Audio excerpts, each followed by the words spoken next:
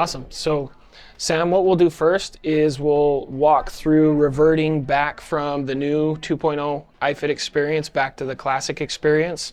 The way that we do that is we go into settings and log out of the user that's currently logged into the machine. So if you want to navigate over here to settings, it's that little gear icon at the top. Yep. This is going to take you to our settings menu. And you'll notice right here that we have two options, switch user and log out. We're going to go ahead and log out of this account.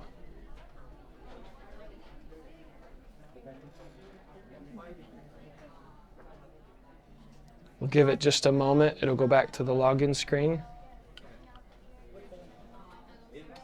Okay.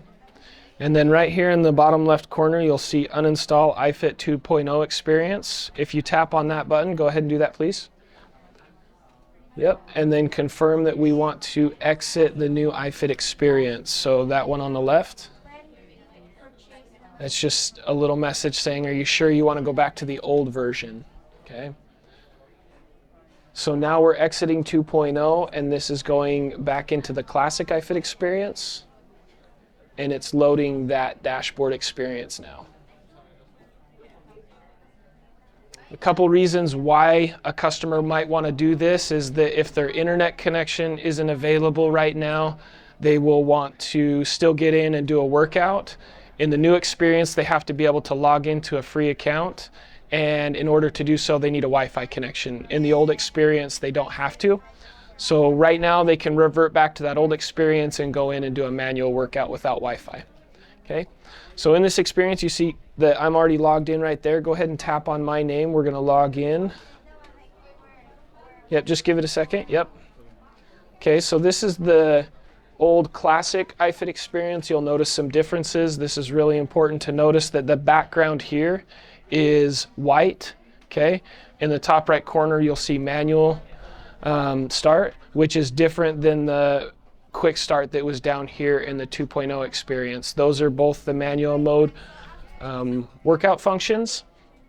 However, in Classic and 2.0, they're different. So when you're asking customers questions, probing questions to understand if they're in Classic or 2.0, you can ask them if they see manual start or quick start.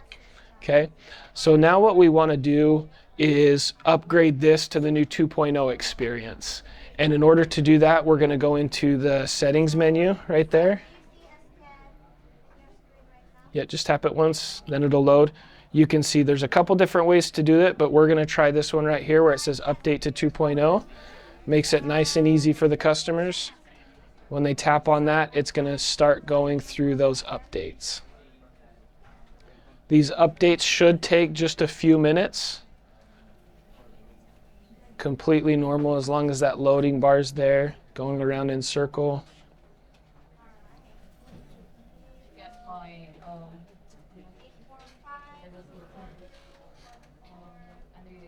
Depends on the Wi-Fi connection, right? So if they have faster speeds, this will go quickly. If it's a little slower, obviously it'll take a little bit of time. So you can see our bars progressing very quickly through those updates. There are a couple updates that need to go through here. So it's not uncommon to see a couple of those loading bars at a time. Here's the next one.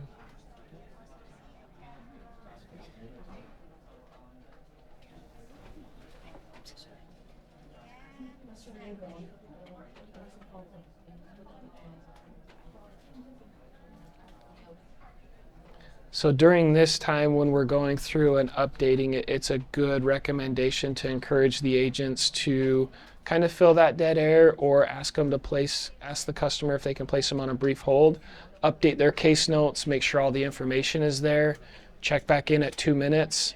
If it's still updating and they still need a little bit more time, say, okay, that's perfectly fine. I'll continue updating my system notes here for you. I'll be back in just a couple minutes. Just to kind of fill that time, make sure that they have a good experience, communicate with those members, let them know what's going on.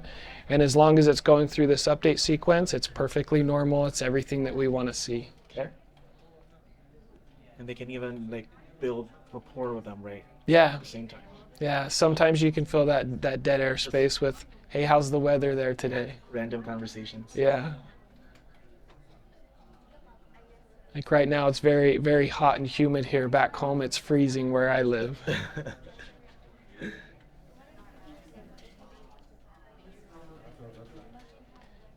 One of the good things to engage with the customers about is their workout experience. Yeah, exactly. What iFit workouts are you doing currently? Or who's your favorite iFit trainer, right? Are you working on a current iFit series right now? And if so, what is that one? Ask questions about their machine. How's their machine doing? Or everything working? Are they hearing any sounds, right? Right. In parts and service, they may be hearing a noise on the bike. We want to make sure to address that. If their walking belt on their treadmill slipping, maybe it's time to check and see if they need to lubricate their walking belt. That should only need to be done, I think, once every 6 to 12 months. But you can kind of fill that dead space while this is updating with some of those questions, and it's really good to engage with them about the software experience that comes along with it, which workouts they're doing, like I mentioned. Sure. And if they're not, they're like, oh, I'm just using it in manual mode. Well, that's your opportunity to insert in and suggest that they do a workout with Tommy Ribs or maybe Hannah Eden or Paolo Barreto.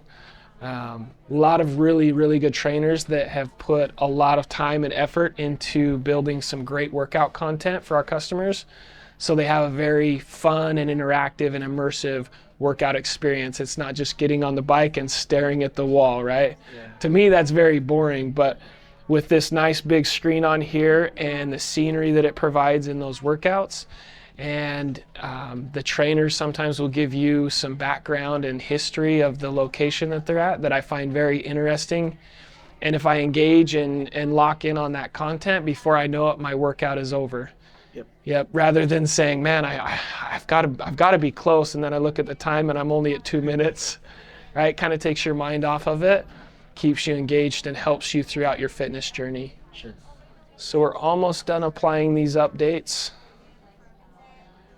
Updating back to 2.0 or going from Classic to 2.0 does a few things in the background. We mainly have 2 applications in the Classic experience, and when we update to 2.0, it installs multiple applications that have very specific functions, but the performance improves significantly.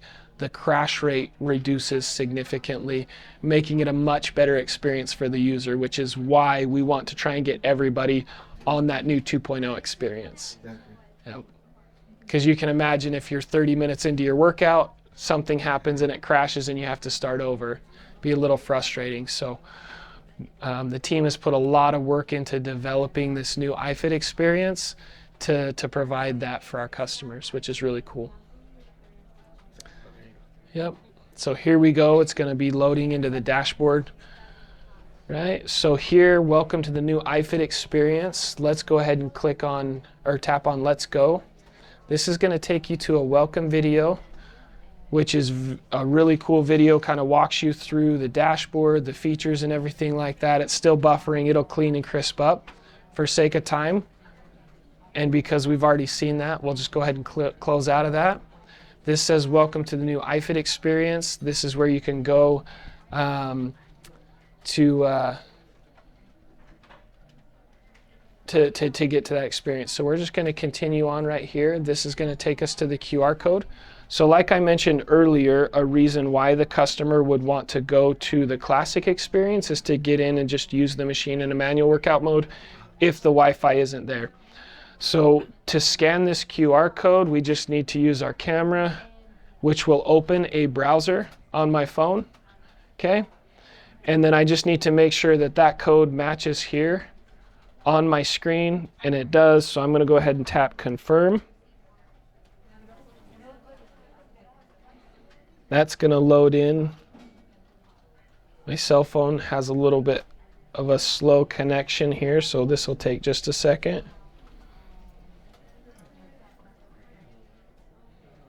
Once it moves forward, it will ask me if I want to log in, or if it recognizes that I'm already logged in here to my iFit account, which I am. I'm just going to tap on that to proceed. That's going to send the signal to our iFit server, then back to this machine so that it'll log us in. And in order to do that, we have to have a Wi-Fi connection. Sometimes you'll see that QR code just kind of grayed out or not there. That would mean that the machine doesn't have that Wi-Fi connection because it can't get the code from the server to bring down to it, okay? So after that, you can go ahead and close the browser on your phone. And now we're logged into the new iFit experience. It's just loading in here, building my personalized dashboard. All those workouts that I've been doing on my iFit account are loading in here. My history, my favorites, all those good things, okay? So that is going from 2.0 to Classic, and then from Classic back to 2.0. Any questions there, Sam? No. Okay, awesome.